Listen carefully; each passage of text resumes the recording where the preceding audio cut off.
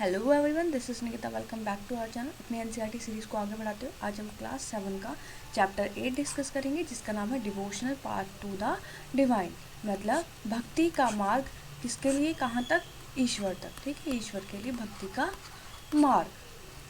तो chapter start करने से पहले जो भी हमारे इस वीडियो पे जो भी हमारे चैनल से जुड़े हैं, प्लीज़ लाइक शेयर सब्सक्राइब जरूर कीजिएगा। बेल आइकन को जरूर प्रेस कीजिएगा ताकि आगे आने वाली वीडियोज़ की नोटिफिकेशन आपको मिलती रहे। प्लेलिस्ट पर 6, 7, 8 क्लास के चैप्टर्स साइंस की बुक से एनसीईआरटी से अपलोड कर दिए गए हैं। आप जाकर चेक कर सकते हैं। कोई भी डाउट आता कहीं पर भी तो आप कमेंट करके पूछ सकते हैं। ऊपर आई बटन में आपको लिंक मिल जाएगा, वहाँ से भी आप प्लेलिस्ट पर जा सकते हैं। स्टार्ट करते हैं अपना chapter. You may have seen people perform rituals of worship of singing bhajan kirtan kavalis or even repeating the name of the god in silence। तो आपने देखा होगा बहुत सारे लोगों को एक साथ भजन करते हुए, कीर्तन करते हुए, कवालिस गाते हुए और इवन जब साइलेंस में अकेले में बैठ के भगवान का नाम जपते हुए। और कभी कभी ऐसा होता है कि उनकी आंखों से पूजा करते वक्त, वर्शिप करते वक्त, भगवान का नाम लेते वक्त टीयर्स भी आ जाते हैं, आंखों में आंसू भी आ जाते हैं। तो सच इंटेंस डिवोशन और love of God is legacy of various kind of bhakti and Sufi movements. तो ये एक श्रद्धा होती है भगवान के प्रति कि कोई कितना प्यार कर रहा है, ठीक है, कितना वो अच्छे से भगवान को मान रहा है। तो यही सारी चीज़ें हम इस चैप्टर में पढ़ेंगे, भक्ति मूवमेंट और सूफी मूवमेंट्स के बारे में। The idea of a supreme God before large kingdom merge different groups of people worship their own gods and goddesses. जब ये बड़े बड़े किंगडम्स नहीं बने थे, जितने भी लोग थे क्या करते थे, अपने अपने भगवान की पूजा करते थे अपने हिसाब से। As people were brought together through the growth of town, state and empires, new ideas begin to develop. The idea that all living things pass through countless cycles of birth and rebirth performing good deeds bad come widely accepted। तो क्या हुआ, जैसे जैसे बड़े बड़े town, trade, empires बनने लगे, एक जगह से दूसरी जगह पर आइडियाज़ भी शेयर होने लगे। और ये जो आइडिया है कि सारे जितने भी लिविंग बीइंग है वो काउंटलेस साइकिल ऑफ बर्थ से गुजरते हैं, मतलब उनका बार बार जन्म होता रहता है। एक बर्थ के बाद जब वो मर जाते हैं तो उनका और भी आगे जन्म होते हैं। तो ये सब लोग इस बात को एक्सेप्ट करने लगे। Similarly the idea that all human beings are not equal. उसी तरीके से एक और आइडिया था, कौन सा, कि जितने भी ह्यूमन बींग्स हैं वो इक्वल नहीं है, ठीक है। Even birth gain ground during this period, मतलब सबका जो जन्म हुआ है वो अलग अलग जाति में, अलग अलग घर में हुआ है। तो ये सारी चीज़ें, ऊंच नीच की बातें भी यहाँ पे होने लगी। The believe that social privileges came from birth in a Nobel family और हाई कास्ट। तो यहाँ पर कुछ ऐसे लोग थे जिनका नोबल फैमिली में जन्म हुआ था, हाई कास्ट थी, और कुछ यहाँ पे छोटे लोग भी थे। तो जो बड़े बड़े लोग थे नोबल कास्ट के, हाई कास्ट के, उनको लर्न करने की इजाज़त थी, लेकिन छोटी जातों को ऐसे नहीं था। तो many peoples were uneasy with such ideas and turn to teachings of Buddha and Jainism. तो बहुत सारे ऐसे लोग थे जिनको ये सारी बातें, ऊंच नीच वाली बातें पसंद नहीं थी। तो उन्होंने क्या किया, बुद्धिज्म और जैनिज्म को एक्सेप्ट करना शुरू कर दिया। according to which it is possible to overcome the social differences and break the cycle of rebirth through the personal effort। जिसमें मतलब जैनिज्म और जो बुद्धिज्म थे वो बोलते थे कि ये जो ऊंच नीच है और जो रीबर्थ की जो साइकिल है, मतलब बार बार जो जन्म होगा, आप इससे मुक्ति पा सकते हो अगर आप पर्सनल एफर्ट करें तो, ठीक है। Others felt attracted to the ideas of supreme god who could deliver humans from such bondage if approach with devotion. मतलब यहाँ पे बोला गया है कि आप अगर भगवान की अच्छे से भक्ति करेंगे, सुप्रीम मानेंगे गॉड को, तो आपकी जितनी भी परेशानियाँ हैं वो सब ख़त्म हो जाएंगी। मतलब अगर आप अच्छे से भक्ति करेंगे, डिवोशन रहेंगे भगवान के प्रति, तो आपकी सारी परेशानी ख़त्म हो जाएगी। This idea advocated in the Bhagavad Gita, और भगवद गीता में भी ऐसे लिखा हुआ है। Grow in popularity in the early century of common era. Bhagavad Gita की पॉपुलरिटी कब आने लगी लोगों के बीच में, कॉमन एरा के बाद, मतलब जब कॉमन एरा स्टार्ट हुआ था उस वक्त की बात है। Shiva, Vishnu and Durga as supreme deities came to be worship through elaborate rituals. अब पूजा किस किस की करनी है, वर्शिप, जैसे कि यहाँ पे नए नए भगवान आए, जैसे कि शिव, विष्णु, दुर्गा, है ना। At the same time, gods and goddess worshipped in the different areas came to be identified with Shiva, Vishnu और दुर्गा। और अलग अलग जगह पर, अलग अलग एरियाज में भगवान की डीटीज की वर्शिप होने लगी। In the process local myths and legend became a part of Puranic stories and method of worship recommended in the Purans were introduced to the local cults। देखिए, अब यहाँ पे क्या हुआ, जो लोकल मिथ्स थी, कुछ ऐसी स्टोरीज थी, वो भी यहाँ पे इन्फ्लुएंस होने लगी। इन्फ्लुएंस मतलब देखिए, यहाँ पे मान लीजिए कोई भी एरिया और यहाँ पे अलग अलग भगवान की पूजा हो रही है, ठीक है। अब क्या करेंगे, कुछ लोग आएंगे और बोलेंगे अरे तुम आप ऐसे पूजा कर रहे हो, ऐसे मत करो, ये देखो पुराण में ऐसा लिखा हो, तुम इस तरीके से पूजा करो। Eventually the Puranas also laid down that it was possible for devotees to receive the grace of god regardless of their caste or status. The idea of bhakti became so popular that even Buddhists and Jainists adopt their beliefs. तो यहाँ पे बोला गया है कि चाहे आप ऊंची जाति को, चाहे नीचे जाति को, आपका जो भी स्टेटस हो, आप क्या कर सकते हो, भगवान की भक्ति कर सकते हो। तो ये जो भक्ति वाला आइडिया था, ये बुद्धिज्म और जैनिज्म ने भी अपनाया, ठीक है। लोकल कल्ट्स मतलब जो लोकल एरियाज थे, वहाँ पे भी किस तरीके से पूजा करनी चाहिए, ये सारी बातें पुराण्स की हेल्प से लोगों को बताई जाने लगी। अ न्यू काइंड ऑफ भक्ति इन साउथ इंडिया, नायनार्स एंड अलवर्स। एक नई तरीके की भक्ति के बारे में पढ़ेंगे साउथ इंडिया में, जो नायनार्स और अलवर्स हैं। नायनार्स कौन थे? नायनार्स वो लोग थे जो शिव भगवान की पूजा करते थे, और अलवार्स कौन थे? अलवार्स वो थे जो विष्णु भगवान की पूजा करते थे। इम्पॉर्टेंट है ये, तो मार्क कीजिएगा, पूछा जाता 1 मार्क्स में कि नायनार और अलवार कौन थे। Who came from all caste including those considered untouchable like Puliyar and the Panars. तो ये जो पूजा बात हो रही है, वर्शिप की जो बात हो रही है, यहाँ पर छोटी जात के जो लोग थे, जो अनटचेबल्स थे, वो भी यहाँ पे क्या आ जाते थे, इनको भी कंसिडर किया है, ठीक है। छोटी जात के लोग को क्या बोला जाता था? पुलियार और Panars. They were sharply critical of the Buddhist and Jains and preached अडॉट love of Shiva and Vishnu as the path of salvation. तो यहाँ पे बोला गया है कि ये जो नैनार्स और अलवार्स थे, मतलब ये जो ऊंची जात वाले, नीचे जात वाले, जो नैनार्स और अलवार्स थे, जो भगवान शिव और विष्णु को मानते थे, वो विरोधी थे किसके? बुद्धिस्ट और जैनिज्म को। वो बिल्कुल अच्छे से बिल्कुल नहीं मानते थे, बहुत क्रिटिसाइज करते थे बुद्धिज्म और जैनिज्म को, ठीक है। और यहाँ पर love of Shiva and Vishnu as the path of salvation, यहाँ पे बोला अगर आपको मुक्ति पानी है तो आपको क्या करना है? शिव और विष्णु की पूजा करनी है, भक्ति करनी है। तो ऊपर हमने क्या देखा था, इस वाले पैरे में भी बोला गया है कि अगर आपको मुक्ति पानी है तो आपको भक्ति करनी पड़ेगी। ये बुद्धिस्ट और जैनिज्म ने भी यही बोला था। आगे देखते हैं। They drew upon the ideals of love and heroism was found in Sangam literature. तो संगम लिटरेचर तमिल का एक लिटरेचर है, ठीक है। वहाँ पे भी बहुत सारी ऐसी स्टोरीज मिलती हैं। कंपोज ड्यूरिंग द अर्ली, कब कंपोज किया गया इसको? अर्ली कॉमन एरा में। And blend them with the values of भक्ति, और इसमें भक्ति की वैल्यूज भी ब्लेंड की गई है, मतलब मिलती हैं यहाँ पे कि भक्ति की वैल्यूज क्या है लाइफ में। The Nayanars and Alvars went place to place composing exquisite poem in praise of the deities and reached in the village they visit and send them to music. तो ये जो नैनार्स और अलवार्स लोग थे, ये एक जगह से दूसरी जगह जाते थे, भगवान की पोएम्स गाते थे, है ना, और क्या करते थे? म्यूजिक विजिट करते थे, लोगों को बताते थे भगवानों के बारे में, भक्ति के बारे में। अब यहाँ पे कुछ नैनार्स और अलवार्स की बात की गई है। There were 63 Nayanars. कितने थे? 63 Nayanars who belong to different caste, जो कि अलग अलग कास्ट से जो लोग बिलोंग करते थे, उनमें 63 नैनार्स क्या हुए थे? फेमस हुए थे। कौन कौन से? Untouchables, workers, peasant, hunters, soldiers, Brahmins, chiefs. तो इनमें से 63 नैनार्स थे जो फेमस हुए थे। Best known among them were Appar. तो कुछ एग्जाम्पल दिए, Appar, Sambandar, Sundarar, Manikkar Sagar. They are 2 sects of compilation their songs. और इनके सॉन्ग्स कौन कौन से फेमस है? तेवाराम और तिरुवक्कम। तो टीटी किसके सॉन्ग्स है? नैनार्स वालों के। अलवार्स कितने थे? 12 अलवार्स फेमस हुए who came from equally divergent background, मतलब जो कि अलग अलग बैकग्राउंड्स के लोग थे, मतलब ऐसे नहीं कि ऊंची जात के हैं, नीचे जात के हैं। द बेस्ट नोन बीइंग, कौन कौन से बेस्ट बताए गए? पेरियलवार और उसकी डॉटर है अंदल, तोंडारी पोडी अलवर एंड नामलवर। और इनके सॉन्ग्स कौन कौन से बताए गए? दिव्या और प्रबंधम। आगे देखते हैं।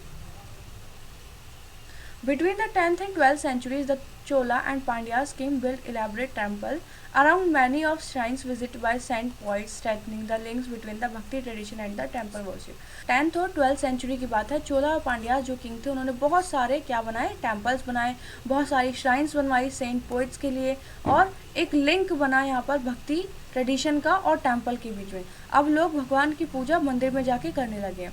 This was also the time when their poems were compile. ये वो टाइम था यहाँ पे भगवान की पोएम्स भी कंपाइल होने लगी, ठीक है। बिसाइड्स हैजियोग्राफीज और religious biographies of Alvars and Nayanars were compose. मतलब हैजियोग्राफीज कौन होते हैं? जो सेंट होते हैं, जो गुरु होते हैं, ऋषि होते हैं, उनकी लाइफ के बारे में जो लिखते हैं ना, तो यहाँ पे वो बायोग्राफीज भी लिखने लगे। अब बायोग्राफीज लिख रहे हैं ऋषि मुनियों के बारे में, तो लोग पढ़ेंगे, उसको पढ़ेंगे तो इन्फ्लुएंस भी होंगे। Today we use these text as source of writing histories of bhakti tradition, और आज हम इन टेक्स्ट को कैसे यूज़ करते हैं, एक सोर्स की तरह यूज़ करते हैं भक्ति ट्रेडिशंस के लिए, है ना, हिस्ट्री की जानने के लिए। The devotee and the Lord, तो भगवान और भक्त की कुछ कंपोजिशन है, ये कोई सॉन्ग वगैरह है शायद। चलिए आगे देखते हैं। फिलॉसफी एंड भक्ति। Shankara one of the most influential philosopher. Shankara कौन थे, एक बहुत इन्फ्लुएंशियल फिलोसफर थे इंडिया के, जो केरला में बॉर्न हुए थे 8th सेंचुरी में। He was an advocate of Advaita और doctrine of the oneness of the individual soul of supreme of God. तो ये कैसे मानते थे, ये मानते थे भगवान के बारे में, ये क्या बोलते थे कि भगवान एक है, सुप्रीम है, और विच इज़ अल्टीमेट रियलिटी, जो कि सत्य है। He taught that Brahman, the only ultimate reality, was formless and without any attributes. He considered the world around us illusion और माया, कि आसपास जितना भी आपको जो भी चीज़ दिख रही है वो सब माया है, इल्यूशन है। And preached renunciation of the world and adoption of path of knowledge to understand the true nature of Brahman and attain salvation. तो इनकी फिलॉसफी क्या थी, अद्वैता, मतलब भगवान एक है, ब्रह्म ही सबसे ज़्यादा सुप्रीम, ब्रह्म मतलब ब्राह्मण नहीं, मतलब भगवान। और इन्होंने बताया कि आसपास जो भी पूरा वर्ल्ड है वो क्या है, एक इल्यूशन है, एक माया है। तो हमें क्या करना चाहिए, अडॉप्ट करना चाहिए नॉलेज का, जो कि हमें साल्वेशन को अटेम्प्ट करवा सके, मतलब हमें साल्वेशन, हमें मुक्ति दिलवा सके। तो हमें भक्ति करनी है, ठीक है, भगवान को मानना, भगवान क्या एक ही है और सबके अंदर भगवान है, ठीक है। तो इनका ये मानना था। अब दूसरे पर्सन आए जिनका नाम था रामानुज, जो कहाँ बॉर्न हुए, तमिलनाडु में 11th सेंचुरी की बात। Was deeply influence by the Alvars, तो ये किसकी पूजा करते थे, भगवान विष्णु की। अकॉर्डिंग टू हिम, अगर इनके हिसाब से देखें तो इनकी फिलॉसफी क्या थी कि ये एक तो भगवान विष्णु को मानते थे ज़्यादा, अगर आपको मुक्ति चाहिए तो भगवान विष्णु की पूजा कीजिए, और Vishnu is his grace helps to devotee to attain bliss the union with him, तो विष्णु की पूजा करेंगे तो आपको क्या मिल जाएगी, मुक्ति मिल जाएगी। ही प्रोपाउंडेड द डॉक्ट्राइन, तो इनकी फिलॉसफी क्या थी, इन्होंने भी अद्वैवेदा को माना, लेकिन कौन सा, विशिष्ट अद्वैवेदा। और qualified oneness is that the soul even when united the supreme god remain distinct. इन्होंने बोला कि जैसे आप हैं और ये भगवान है, आप जब भगवान की भक्ति करेंगे, भगवान में लीन हो जाएंगे, आप होंगे तो अलग अलग, मतलब मिलेंगे नहीं, लेकिन आप क्या करेंगे, भगवान की भक्ति को मान लेंगे, भगवान की भक्ति आपको मिल जाएगी, आप तर जाएंगे, ऐसे बोलते हैं ना। Ramanuja doctrine greatly inspired the new stand of bhakti which developed north India subsequently. इनके अंदर नॉर्थ इंडिया में भी इनके जो फिलॉसफी थी, जो आइडियाज थे, बहुत ज़्यादा इन्फ्लुएंस हुए और भक्ति मूवमेंट आगे बढ़े। बसवानास और वीराशैविज्म कौन थे? He noted earlier the connection between the Tamil and bhakti movement and the temple worship. अभी हमने क्या देखा कि तमिल भक्ति मूवमेंट और टेम्पल की वर्शिप किस तरीके से कनेक्शन हुआ, कि चोला जो राजा थे उन्होंने बहुत सारे टेम्पल बनाए, यहाँ पे फिर सूफीज्म वगैरह जो लोग आके रहने लगे और यहाँ पे फिर पूजा करने लगे, तो पूजा का एक धर्म स्थान भी बनने लगा वो। This in turn to led to reaction that is the best representation in the Virashaiva movement initiated by, तो वैरशैवा मूवमेंट किसने चलाया, बासवाना ने, और इनके साथ और भी लोग थे जिनका नाम था अल्लामा प्रभु और अक्का महादेवी। तो इन्हें याद करिएगा, याद रखिए कि वैष्णव मूवमेंट किसने चलाया, बासवाना ने। This movement began in Karnataka mid 12th century की बात है, जब ये कहाँ स्टार्ट हुआ, कर्नाटका में। The Virashaivas argued strongly for equality of all human being and against Brahmanical ideas. तो ये बहुत स्ट्रिक्टली ब्राह्मिकल आइडियाज जो थे, जो कास्ट मानते थे और वुमेन्स को बेकार तरीके से ट्रीट करते थे, तो इनको विरोध करते थे ये, और बोलते थे कि जितने भी ह्यूमन बींग्स हैं वो सब कैसे एक समान है। They were also against all forms of ritual and ideal worship, और जितने भी कर्म कांड वगैरह होते हैं, हवन पूजा वगैरह, ये इनके भी क्या थे, विरोधी थे। वीराशैव वचनम, मतलब जो आपके बासवाना उनके क्या थे, वचन थे, तो याद रखिएगा। अब है सेंट्स ऑफ महाराष्ट्र। अब बात आती है महाराष्ट्र में किस तरीके से सूफी मूवमेंट्स या फिर भक्ति मूवमेंट चल रहे थे। पहले ये पढ़ते हैं, the Vaishnava poet saints Maharashtra such as Jnaneshwar. तो वैष्णवा पोइट सेंट थे, है ना, ऋषि मुनि थे, जो कि कुछ इंपॉर्टेंट दिए हुए महाराष्ट्र के, Jnaneshwar, Namdev, Eknath, Tukaram, devotee of lord Vitthal. तो ये किसकी पूजा करते थे, लॉर्ड विठल की पूजा करते थे। Devotion around lord Vitthal gave rise to Warkari sect which laid emphasis on an annual pilgrimage और पंधरामपुर।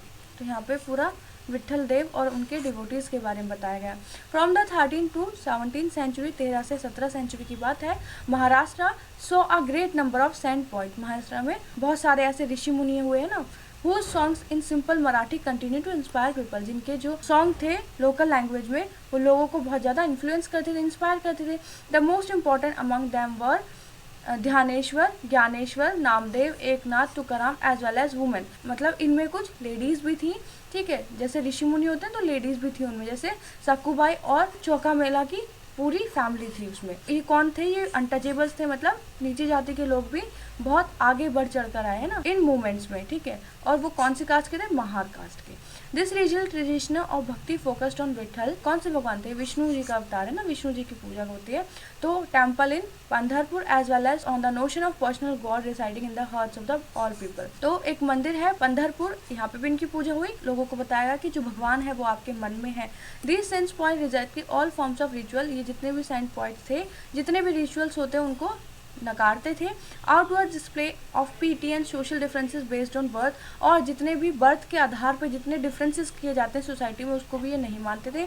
In fact they even reject the idea of renunciation and prefer to live their families, तो ये उस आइडिया को भी रिजेक्ट करते थे, रिनंशिएशन वाला आइडिया। रिनंशिएशन का मतलब होता है आप घर छोड़ के जंगलों में पूजा करते हो, जो मेडिटेशन करते हो, तो इन्होंने कहा कि आपको ऐसा नहीं करना चाहिए, अपने फैमिलीज़ के साथ रहना चाहिए, फैमिलीज़ का ध्यान रखना चाहिए और भगवान की साथ के साथ पूजा भी करनी चाहिए, अर्चना भी करनी चाहिए। Earning there livelihood like any other person, और जैसे आम लोग जीते हैं वैसे ज़िंदगी जीनी चाहिए। While humbly serving fellow human beings in need, a new humanist idea emerged as they insist that भक्ति ले शेयरिंग अदर्स पेन, तो इन्होंने क्या बोला? सबके साथ रहना चाहिए मिलजुल के और दूसरों के दुखों को बांटना चाहिए। As a famous Gujarati saint Narsinh Mehta, तो नरसिंह मेहता क्या कहते हैं? They are Vaishnavas who understand the pain of other, कि वैष्णवाज ही है जो क्या दूसरों का दर्द समझ सकते हैं। नेक्स्ट देखते हैं Nathpanthi, Siddhis and yogis. A number of religious groups that emerged during this period criticize the ritual and other aspects of conventional religious and social order using simple logical arguments। Same period की बात है जो हम read करते हुए आ रहे हैं। नए नए रिलीजियस ग्रुप्स यहाँ पर आए, वो क्या करते थे? क्रिटिसाइज करते थे किनको? रिचुअल्स को, जो ये पूजा पाठ और ये हवन वगैरह होते हैं उनको क्या करते थे? क्रिटिसाइज करते थे। And other aspects of conventional religion, और ये जो सोशल ऑर्डर्स थे, मतलब ये जो भेदभाव वाले चीज़ें थी सोसाइटी में, इसको भी क्या करते थे? क्रिटिसाइज करते थे। ऑर्डर यूजिंग, और वो किन चीज़ों से क्रिटिसाइज करें? सिंपल लॉजिकल आर्ग्यूमेंट्स देते थे बस। Among them were Nathpanthis and Siddhacharyas and yogis, तो कौन कौन से ग्रुप थे ये? नाथपंथी, सिद्धाचार्यज और योगीज के। दे एडवोकेटेड रिनंशिएशन ऑफ द वर्ल्ड, वो कहते थे कि इस दुनियादारी में कुछ नहीं रखा, आप क्या करिए? घर बार छोड़ दीजिए और भगवान को अगर पाना है आपको, to them the path of salvation lay in meditation, तो आपको मेडिटेशन करनी होगी। On the formless ultimate reality and the realisation of one's with it, मतलब ऐसे भगवान की पूजा करनी होगी, ऐसे भगवान के लिए आपको भक्ति करनी होगी जिनकी कोई शेप नहीं है, जिनका कोई आकार नहीं है, निराकार है। To achieve this they advocate intense training, और इसको अचीव करने के लिए आपको क्या करना है? अपनी बॉडी को और अपने माइंड की ट्रेनिंग करानी है, प्रैक्टिस करनी है, जैसे योगासन करने हैं, ब्रीथिंग एक्सरसाइज करनी है, मेडिटेशन करना है। These groups became particularly popular among low caste, तो ये सारे जो ग्रुप्स थे लो कास्ट में ज़्यादा पॉपुलर हुए। Their criticisms of conventional religion created the ground of devotional religion to become popular for northern India, तो ये वाले जो कन्वेंशनल रिलीजन थे, डिवोशनल रिलीजन जो भी थे, ये नॉर्थ इंडिया में ज़्यादा फेमस हुए। इस्लाम एंड सूफीज़्म के बारे में पढ़ेंगे। The saint had much in common with the Sufis, जो सेंट थे, हमारे जो सेंट थे ये सूफीज़ के कुछ कॉमन ही थे, दोनों ये कॉमन थे। बहुत सारे आइडियाज़ इन्होंने, बहुत सारे बिलीव इन्होंने आपस में शेयर किए थे। सूफीज़्म वर मुस्लिम मिस्टिक्स, तो सूफीज़ कौन होते थे? मुस्लिम मिस्टिक्स, मतलब जो बहुत ध्यान करते हैं ना, जिनको सब कुछ पता होता है, ऐसे।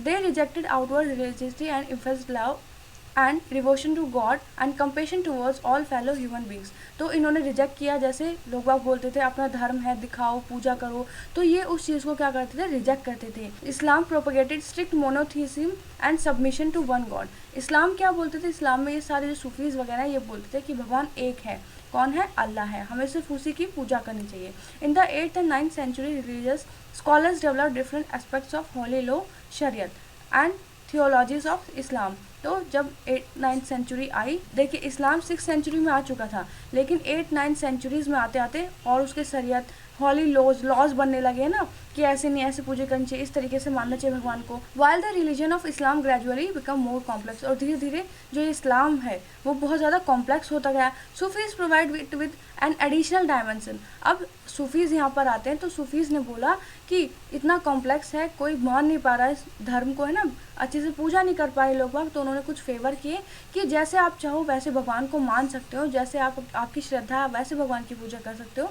The Sufis often rejected the elaborate rituals and codes of behaviour demanded by Muslim religious scholars. तो जो मुस्लिम रिलीजियस स्कॉलर्स थे जो बताते थे कि इस तरीके से रिचुअल निभाओ, इस तरीके से आपको करना है, तो सूफी लोग जो थे वो क्या करते थे, रिजेक्ट करते थे और बताते थे कि भगवान को आप अपने हिसाब से मानो। They sought union with God much as lover seek, आपको इस तरीके से भगवान की पूजा करनी है। Like the saint poets the Sufis to compose poem, जैसे सेंट पोइट्स थे उन्होंने पोएम्स लिखी थी, उसी तरीके से सूफीज भी क्या करते थे, पोएम्स लिखते थे, अपनी फीलिंग्स एक्सप्रेस करते थे भगवान के प्रति। And rich literature in prose including anecdotes and fables, तो कौन कौन से anecdotes fables developed around that, तो ये कुछ लिटरेचर हैं आपके। Among the great Sufis of Central Asia were Ghazali's, Rumi, Saadi, तो ये आपके सेंट्रल एशिया से जो आए थे वो सूफीज़्म के बारे में बताया। Like the Nathpanthi Siddhis and yogis, जैसे नाथपंथीज और सिद्धीज और योगी बोलते थे कि हमें क्या करना है, अपनी बॉडी को ट्रेन करना है, तो सूफीज बोलते थे कि हमें अपने हार्ट को ट्रेन करना है ना, हमें भगवान के प्रति अपने दिल लगाना है, भगवान से हमें प्यार करना है, भगवान से हमें पूजा करनी है। They developed elaborate method of training using जिक्र, तो इन्होंने एक जिक्र की, यहाँ पे वर्ड आया है आपके, टर्म आया है, तो जिक्र क्या है, ये जिक्र है कि आप भगवान का एक नाम जपेंगे, कोई भी फॉर्मूला हो सकता है आप उसको जप सकते हैं ना, और भगवान की गाने गाइए ना, डांस कीजिए, ये सारे भगवान के लिए, अपने ब्रेथ के कंट्रोल कीजिए, अपने हार्ट को ट्रेन कीजिए भगवान के लिए, तो उसको जिक्र बोला गया है। Under the guidance of master और पीर, अब ये नहीं कि आप अपने आप करने लग जाएंगे, आपको किसी की ट्रेनिंग में एक टीचर रखना है, मास्टर या फिर पीर, आप उनकी ट्रेनिंग करेंगे।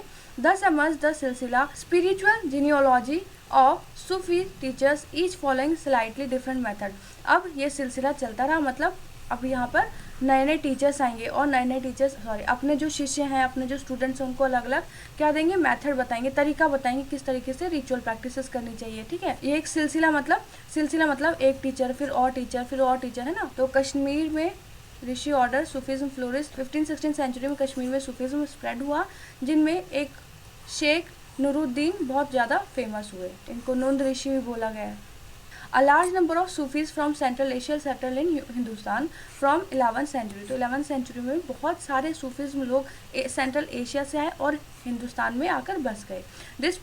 ये प्रोसेस जब दिल्ली सल्तनत हमने पढ़ी थी तो उस वक्त ज़्यादा हो रहा था, उस वक्त सूफीज्म बहुत ज़्यादा आ रहे थे हिंदुस्तान में। When several major Sufi centres developed all over the subcontinent, और बहुत सारे सूफी सेंटर्स पूरे सब कॉन्टिनेंट में बने।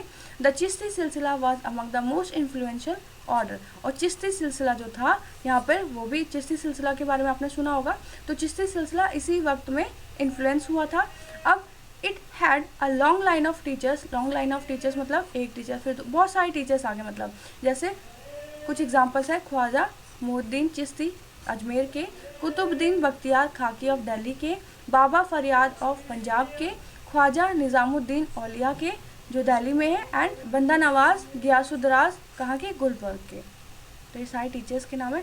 The Sufi masters held their assemblies in the khanqah or hospices, तो ये जो सूफी मास्टर्स होते थे ये क्या असेंबलीज रखते थे, खानकाज और हॉस्पिसेस, मतलब ये जहाँ पे रहते हैं ना, वहाँ पर अपने घर बोल सकते हैं, जहाँ पे भी ये रहते हैं।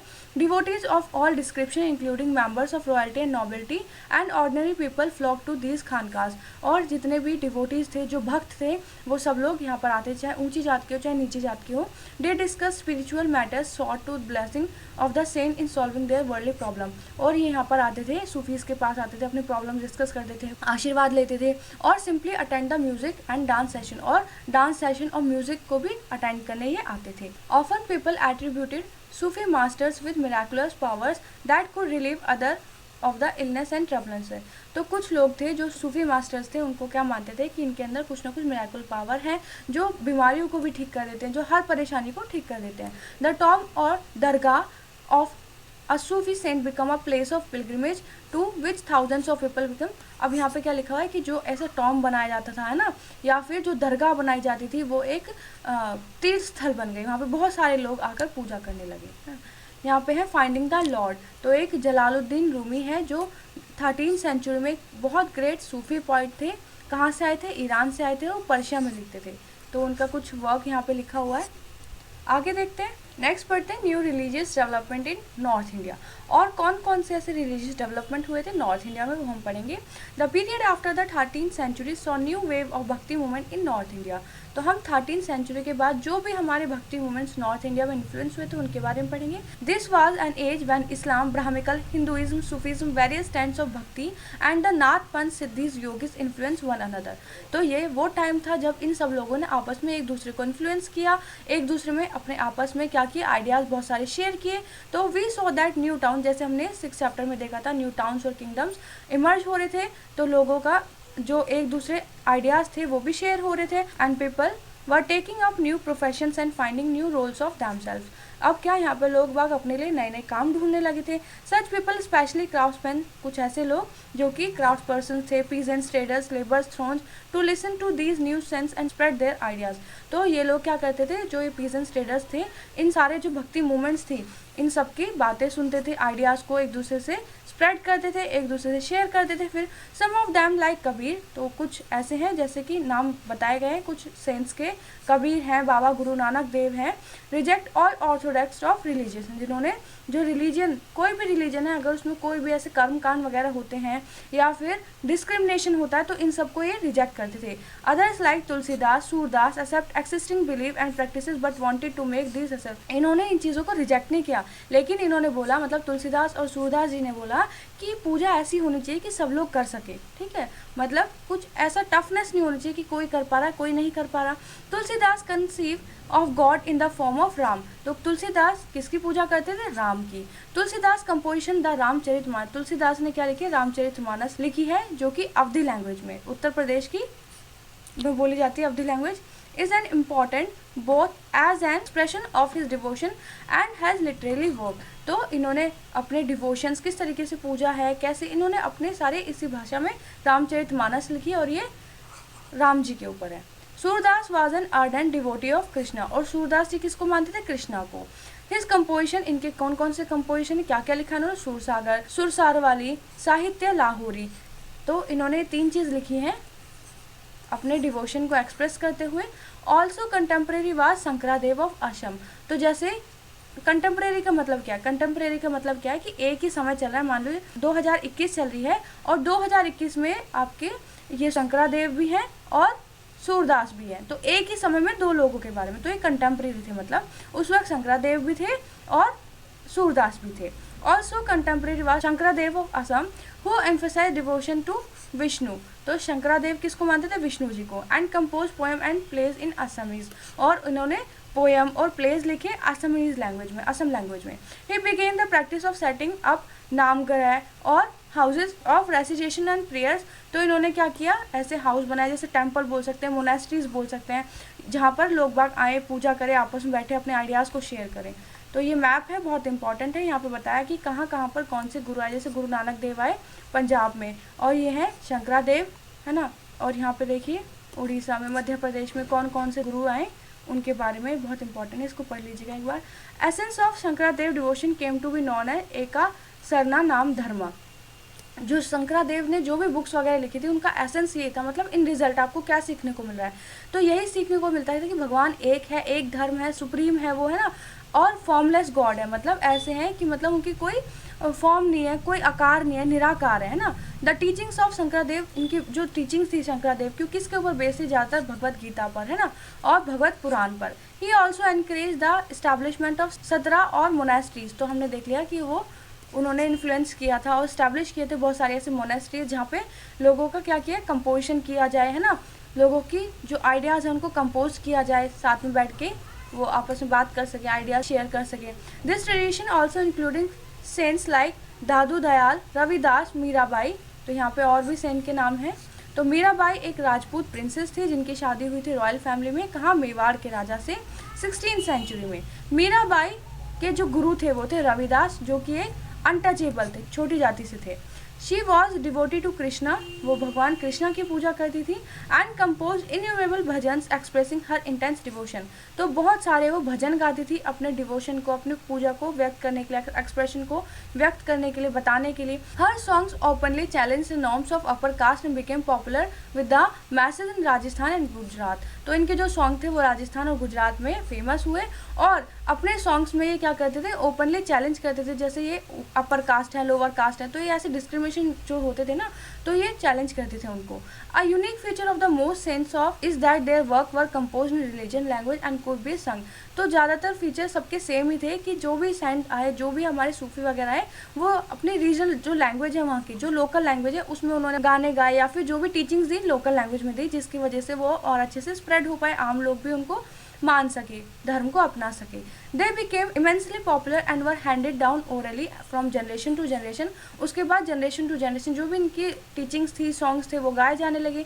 Usually the purest most deprived communities and women transmit there song. तो ज़्यादा जो छोटी जाति के लोग थे, जो वुमेन्स थी, वो क्या करती थी, इन गानों को गाती थी और इन सॉन्ग्स में कभी कभी अपने एक्सपीरियंस को भी जोड़ देती थी, तो जिससे ये और अच्छे बन जाते थे। ठीक है, और सब लोग इनको गाते थे, सबको अच्छे लगते थे। They have become a part of our living popular culture, और एक कल्चर का ये पार्ट बन गए सारे सॉन्ग्स जो थे। तो एन इम्पॉर्टेंट कंट्रीब्यूशन ऑफ भक्ति sense was towards the development of music. तो एक इम्पॉर्टेंट कंट्रीब्यूशन आप ये बोल सकते हैं भक्ति सेंस वगैरह का, कि एक सॉन्ग्स में जो नए नए सॉन्ग यहाँ पे म्यूजिक आने लगा। तो जयदेव ऑफ बंगाल कंपोज गीता गोविंदा, तो यहाँ बहुत सारे लिखे हुए हैं, तो इनको रीड कर लीजिएगा एक बार। तो ये एक सॉन्ग है मीराबाई का। नेक्स्ट देखते हैं a closer look to Kabir. तो कबीर जी के बारे में देखते हैं। Kabir who probably lived in 15th to 16th century, 15 से 16वीं शताब्दी की बात है। Was one of the most influential saint, ये बहुत इन्फ्लुएंशियल सेंट थे उस वक्त के। ही वाज बॉट of a family of Muslim julahas or weaver settled in और नियर सिटी ऑफ बनारस। तो बनारस वाराणसी में रहते थे, ये मुस्लिम जुलास फैमिली से बिलोंग करते थे। We have little reliable information about his life, हमें इनकी लाइफ के बारे में ज़्यादा कुछ नहीं पता, लेकिन ऐसा कहा जाता है कि ब्राह्मण फैमिली से थे। किसी ब्राह्मण लेडी ने इनको नदी में ऐसे मतलब प्रवाह कर दिया था और फिर वो किसी मुस्लिम फैमिली को मिल गए थे, बट ऐसे बोला जाता है। वी गेट टू नो, इनके बारे में जो आइडियाज़ वगैरह हैं, जो हमें जो इनकी लाइफ के बारे में पता चलता है, वो हमें इनके साखीस और जो पद हैं उनमें से इनके बारे में पता चलता है। जो इनके भजन सिंगर्स वगैरह हैं, उन्हीं से इनकी लाइफ के बारे में पता चलता है। Some of these were later collected and preserved in Guru Granth Sahib and पंचवानी बीजक। तो जो कबीर जी के जो दोहे वगैरह थे वो ग्रंथ साहिब में और पंचवानी और बीजक में भी मिलते हैं। तो यहाँ कुछ कबीर जी की कंपोजिशन है जिसमें इन्होंने अल्लाह से और राम से लोगों के लिए प्रार्थना की है। ये बस यही मानते थे कि लोगों को इंसान मानना चाहिए, ना कि मुस्लिम, ना कि हिंदू, है ना। तो Kabir teaching were based on complete indeed वर्थमैन rejection of major religious tradition. तो यही है कि जो ट्रेडिशन है उस चीज़ को ना मान करके एक इंसान को इंसान मानना चाहिए पहले। His teaching openly ridicule all forms of external worship of other both Brahmanical और हिंदू इस्लाम। तो जितने भी ये टीचिंग्स थी ब्राह्मण्स की या फिर इस्लाम की, जो ये क्या अजीब अजीब से जो कर्म कांड वगैरह करवाते थे, उनको ये क्रिटिसाइज करते थे। The pre eminence of priestly classes and the caste of system, तो कास्ट सिस्टम को भी ये बहुत ज़्यादा क्रिटिसाइज करते थे। द लैंग्वेज ऑफ, इनकी जो पोइट्री की जो लैंग्वेज थी वो कैसी थी, हिंदी थी, जो ज़्यादातर ऑर्डिनरी लोग बोलते थे। He also sometimes use cryptic language which is difficult to follow, कभी कभी क्रिप्टिक लैंग्वेज भी यूज़ करते थे जो डिफ़िकल्ट होती थी फॉलो करने के लिए। एंड ये सबको यही बताते थे कि हमें एक दूसरे का सम्मान करना चाहिए और अच्छे से रहना चाहिए। Kabir believed in a formless supreme God, Kabir का जो विश्वास था वो एक सुप्रीम गॉड पे था जिनकी कोई शेप नहीं, निराकार है जो। And preach that the only path of to salvation was through bhakti और डिवोशन। अगर आपको कभी साल्वेशन पानी है, आपको मुक्ति पानी है, तो आप भक्ति और डिवोशन से ही पा सकते हैं। Kabir Drew his followers from among the Hindu and Muslim, तो कबीर को हिंदू और मुस्लिम आज भी दोनों ही फॉलो करते हैं। A closer look Baba Guru Nanak, तो बाबा गुरु नानक के बारे में पढ़ते हैं। We know more about Baba Guru Nanak, तो उनका टाइम पीरियड दिया हुआ है, तो हम कबीर से ज़्यादा गुरु नानक के बारे में जानते हैं। थालवाड़ी में इनका जन्म हुआ, नानक साहिब इन पाकिस्तान में, और वो जगह जगह गए, अलग अलग जगह पर गए, जैसे ही travel establish a centre at Kartarpur और a regular worship that consisted of singing of his own hymns was established there for his followers. तो करतारपुर में इन्होंने अपना सेंटर बनाया, ठीक है, और जो उनकी रेगुलर वर्शिप थी उन्होंने सिंगिंग के तौर पे, मतलब गाने के तौर पे कंपाइल किया और उनके फॉलोअर्स ने उनको मानना शुरू किया। Irrespective of their former creed caste और gender his followers ate together, मतलब जेंडर, क्रीड, कास्ट ये किसी को नहीं मानते थे और सब लोग आपस में बैठ के खाना खाते थे। जो लंगर की जो स्थापना हुई थी, जो लंगर स्टार्ट हुआ था, वो इन्होंने ही किया था। The sacred space thus created by Guru Nanak was known as dharmsal, it is known as gurdwara. तो धर्मशाल जहाँ पे ये लोग सब आते थे उसको नाम दिया गया गुरुद्वारा, जहाँ पे सब लोग आपस में बैठ के अपने आइडियाज़ शेयर करते थे, भगवान की पूजा करते थे और साथ में बैठ के खाना खाते थे। बिफोर हिज डेथ, उन्होंने अपनी डेथ से पहले 1539 में एक अपने फॉलोअर को क्या अपना सक्सेसर घोषित कर दिया था कि मेरे बाद मेरे इस काम को ये संभालेंगे। तो उनका नाम था लहना, बाद में वो गुरु अंगद के नाम से जाने गए। तो he was a part of Guru Nanak himself, तो लोगों ने इनको गुरु नानक का ही एक पार्ट समझा। गुरु अंगद ने क्या किया, जो गुरु नानक थे उनके जितने भी कंपाइलेशंस थी उसमें कुछ अपनी भी टीचिंग्स ऐड करके एक बुक लिखी। कौन सी स्क्रिप्ट में? गुरुमुखी में। द थ्री सक्सेसर्स, अब पहले गुरु नानक थे, फिर उनके सक्सेसर आए गुरु अंगद, उसके बाद और भी आने लगे। तो उन सब ने क्या नानक नाम के अंडर ही सारा अपना कंपाइलेशन किया, कंपोजिशन किया। और गुरु अर्जुन देव से पहले, गुरु अर्जुन जो आए थे उनसे पहले 1604 में सारी कंपाइलेशन कंप्लीट हो गई। To this other figures like Sheikh Farid, Sant Kabir, भगवत नामदेव, गुरु तेग बहादुर, तो यहाँ पर इन सब की राइटिंग्स भी इसमें ऐड की गई। और 1706 में कंपाइलेशन पूरी हुई और कंपाइलेशन वाज ऑथेंटिकेटेड, पूरी हुई bye Guru Tegh Bahadur sun and successor. किसके अंडर में? गुरु तेग बहादुर और उनके सन के अंडर में। Guru Gobind Sahib, it is now known गुरु ग्रंथ साहिब। तो अब इस कंपाइलेशन का जो नाम रखा गया वो था गुरु ग्रंथ साहिब। तो वो एक होली स्क्रिप्ट है सिख्स की, जैसे कुरान होती है, गीता होती है, उसी तरीके से सिख जो होते हैं उनकी जो होली स्क्रिप्ट है वो क्या है? गुरु Granth Sahib. The number of Guru Nanak followers increase through the 16th century under his successor. तो गुरु नानक के बाद जितने भी उनके सक्सेसर्स आए 16th सेंचुरी तक बहुत सारे लोगों ने सिख धर्म को अपनाया, ठीक है। और उसमें कौन कौन से लोग थे? Agriculture, artisans, trader, craft person, इन सब ने।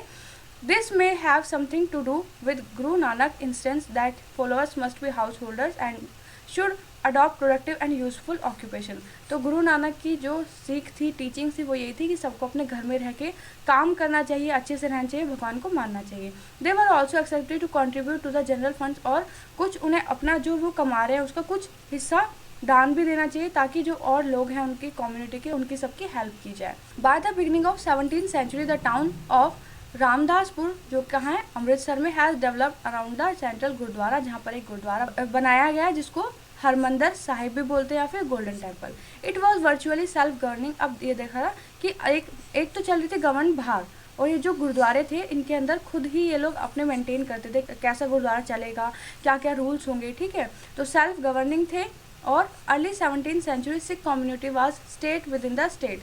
तो state within the state मतलब एक स्टेट अलग है, उसके अंदर ये अलग स्टेट बोला गया।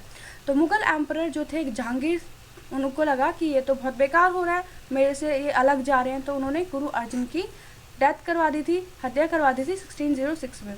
सिख मूवमेंट फिर स्टार्ट हुआ, है ना। A development which cumulate in the institution of Khalsa by Guru Gobind Sahib.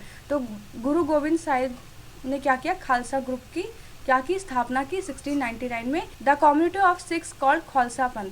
तो इस कम्युनिटी को क्या बोला गया? खालसा पंथ बोला गया, और बोला गया कि ये जो अत्याचार हो रहे हैं अब इनको हम नहीं सहेंगे। The changing historical situation during the 16th and 17th century influence the development of Sikh movement. यहाँ पे आएंगे, सिख मूवमेंट स्टार्ट हो जाएंगे। The ideas of Baba Guru Nanak had a huge impact on his development from the very beginning. जो गुरु नानक देव थे उनकी teaching से बहुत इम्पैक्ट पड़ा स्टार्टिंग में। He emphasised the importance of worship of one God. उन्होंने बोला हमें सिर्फ एक भगवान की पूजा करनी चाहिए। He insisted that caste, creed, gender was irrelevant of attaining liberation. अगर किसी को भी मोक्ष पाना है या भक्ति करनी है भगवान की, तो उसके लिए किसी जेंडर की जरूरत नहीं, किसी क्रीड कास्ट की जरूरत नहीं, कोई भी पूजा कर सकता है।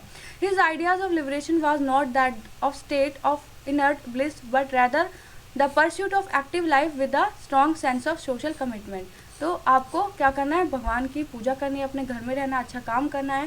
ही हिमसेल्फ यूज टू, और उन्होंने खुद ने नाम, धन और स्नान, इन तीनों चीज़ों को, इन तीनों टीचिंग्स को अपनाया। नाम का मतलब भगवान की पूजा अच्छे से कीजिए, दान मतलब दान कीजिए, लोगों की मदद कीजिए, स्नान का मतलब अपना जो आचार विचार है उसको अच्छा रखिए, which actually mean their worship welfare. तो अच्छे अच्छे से काम करना सिखाया। His teachings are now remembered as naam japna, कीर्त करना, बंद चखना। तो ये सारे उनकी टीचिंग्स हैं आपको ये सारी माननी चाहिए, अच्छे से करना चाहिए, दूसरों की मदद करनी चाहिए, ऑनेस्ट रहना चाहिए।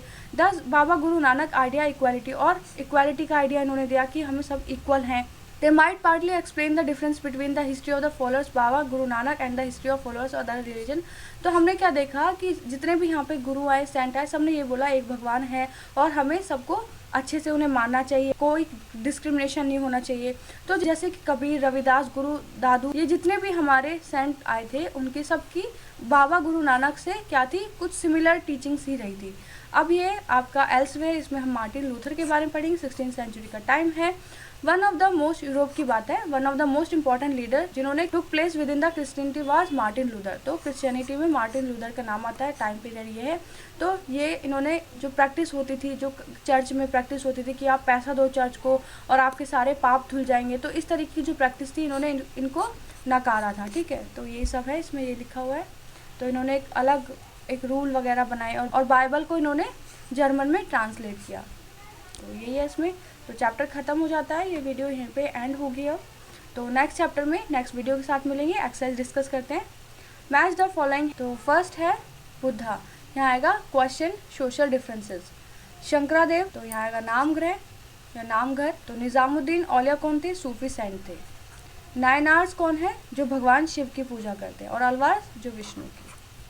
फिलिप्स देखते हैं, Shankara was an advocate of, यहाँ पे आएगा इनका फिलॉसफी क्या थी, अद्वैतवाद। या Ramanuja was influenced by Alvars. Dash and dash were advocates of Virashaivism. तो कौन कौन थे, बासवाना, आलम प्रभु और अक्कामा देवी, जो हम चैप्टर में पढ़ चुके हैं ना। लास्ट है dash was an important centre of bhakti tradition in Maharashtra, Pandharpur. Describe the beliefs and practices of Nathpanthi, Siddhis and yogis. तो नाथपंथी, सिद्धीज और योगीज की क्या प्रैक्टिसेस थी कि हमें अपने बॉडी को ट्रेन करना चाहिए और फॉर्मलेस गॉड को मानना चाहिए। तो what were the major ideas express by Kabir, Kabir के क्या आइडियाज थे, how did he express this, उन्होंने किस तरीके से एक्सप्रेस किया। तो उन्होंने जो कास्ट सिस्टम था उसको नकारा और बोला भगवान एक है और सारे लोग इक्वल है। इस तरीके की जो प्रैक्टिसेस थी, जो आइडियाज़ थे, वो कबीर के बताने आपको यहाँ पर। What were the major beliefs and practices of sufis. तो सूफीज़ की क्या मेजर प्रैक्टिस और बिलीव्स थी कि हमें अपने हार्ट को ट्रेन करना चाहिए, अपने मन को ट्रेन करना चाहिए, और जिस तरीके से दो इंसान आपस में प्यार करते हैं उसी तरीके से हमें भगवान से प्यार करना चाहिए, अपने दिल को ट्रेन करना चाहिए, भगवान से मन लगाना चाहिए। What do you think many teachers reject prevalent religious believe and practices, कि आप क्या सोचते हैं कि जैसे हमने बहुत सारे टीचर्स के बारे में पढ़ा, तो पुरानी जो प्रैक्टिसेस चलती आ रही थी उन्होंने उसको रिजेक्ट करा, तो उन्होंने एक ऐसे आसान मार्ग निकाले जो कि सारे लोग भगवान की पूजा कर सके, ऐसी तो प्रैक्टिसेस उन्होंने स्टार्ट करी। What were the major teachings of Guru Nanak. तो गुरु नानक जो थे, बाबा गुरु नानक, उनकी मेजर टीचिंग्स क्या थी, तो यहाँ से आप पूरा लिख देंगे कि इक्वालिटी और नाम धन इंसान, ये सारे बता देना इसमें, तो इस पैरे में आपको आंसर मिल जाएगा। चलिए, फॉर आइदर द वीराशैव्स और the saints of Maharashtra discuss their attitude towards the caste. तो वीराशैव्स जो थे और महाराष्ट्र के जो सेंट्स थे वो कास्ट को किस तरीके से क्रिटिसाइज करते थे, क्या क्या बोलते थे, बस वो सारी बातें लिखनी है जो हमने चैप्टर में पढ़ी है। मीराबाई के बारे में आपको यहाँ पे बता देना है। तो ये चैप्टर, ये वीडियो हमारे यहाँ पे खत्म होती है। नेक्स्ट चैप्टर के साथ नेक्स्ट वीडियो में मिलेंगे, तब तक के लिए हमारे चैनल पर इसी तरीके से बने रहिएगा। लाइक शेयर सब्सक्राइब जरूर कीजिएगा, बेल आइकन को जरूर प्रेस कीजिएगा ताकि आगे आने वाली वीडियोस की नोटिफिकेशन आपको इसी तरीके से मिलती रहे। प्लेलिस्ट पे जाकर आप सारे चैप्टर्स चेक कर सकते हैं, कोई भी डाउट किसी भी चैप्टर में आता है तो आप पूछ सकते हैं। तो तब तक के लिए धन्यवाद।